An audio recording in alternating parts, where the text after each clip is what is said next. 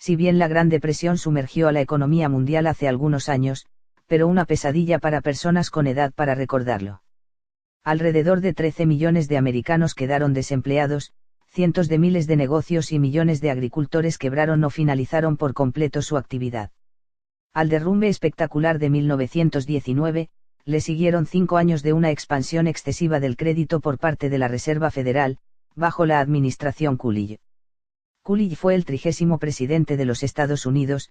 Entre 1923 y 1929, la mala gestión económica durante la administración Coolidge hicieron que los sucesos de 1929 fueran inevitables.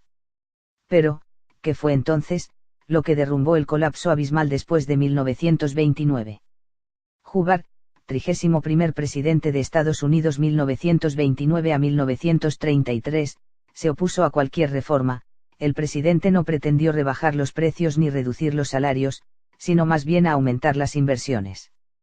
El proteccionismo tomó un rumbo desenfrenado en todo el mundo, los mercados dejaron de funcionar. Las exportaciones americanas cayeron.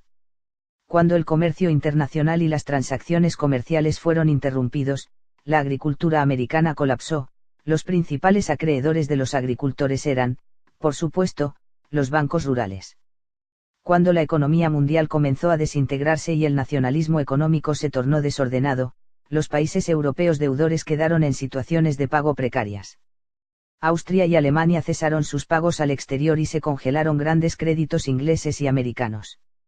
Cuando Inglaterra suspendió finalmente los pagos en oro en septiembre de 1931, la crisis se expandió hacia los Estados Unidos.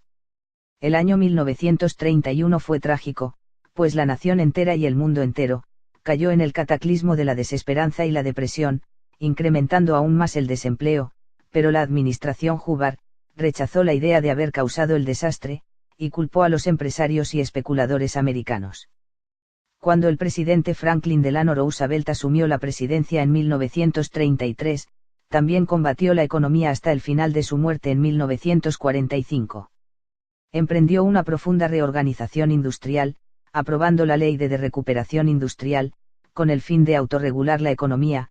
Sin embargo, el desempleo fue creciendo debido a los costos empresariales.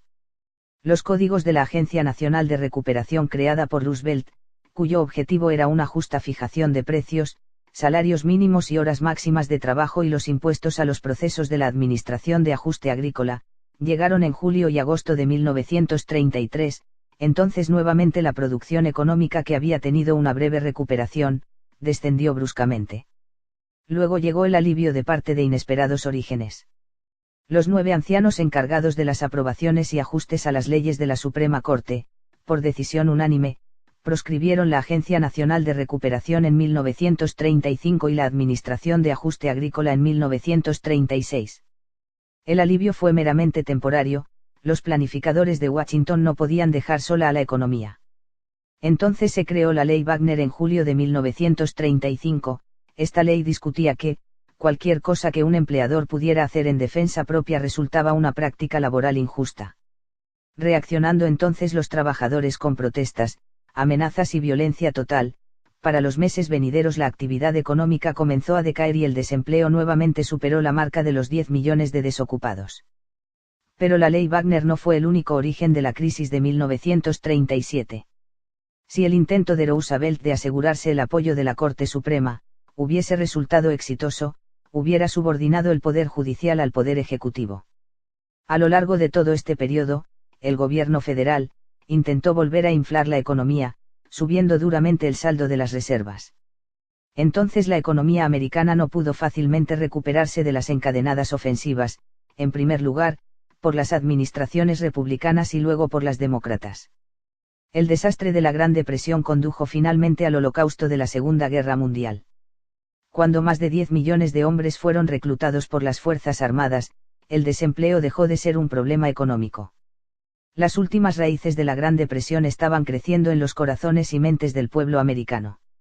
La Gran Depresión hubiese sido inconcebible si no fuera por el aumento de la codicia y la envidia, por la gran riqueza personal, el deseo excesivo por recibir favores y ayuda pública, y por encima de todo, el deseo irreprimible de liberarse de la esclavitud del hombre y ser responsable solo ante Dios.